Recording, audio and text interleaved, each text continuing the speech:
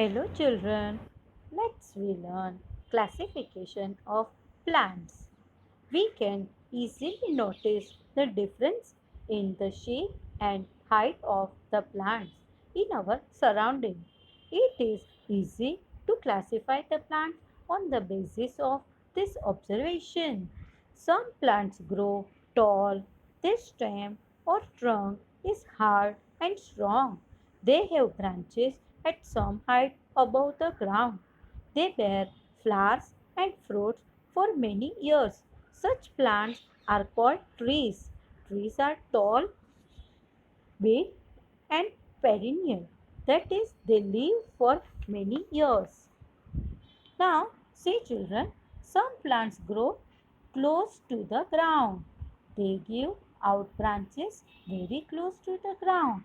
They are shorter and smaller than trees, but they have a thick and hard stem. The hibiscus and rose are shrubs that may grow up to 2 to 3 meters. Now see herbs. Herbs grow 1 to 1.5 meter tall.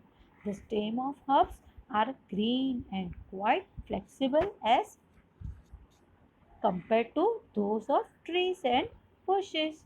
Herbs may live for a few months or up to 2 years. According to the size and height of their stem, plants can be classified into three types: trees, shrubs, and herbs. Now, see, children, in the picture, the stem of a creeper is very flexible, soft, and green. It grows rapidly with the help of supporter.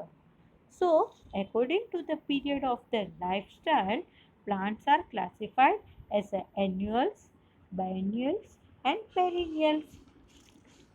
And see children, plants that bear flowers are called flowering plants, and while the plants that never bear flowers are called non-flowering plants.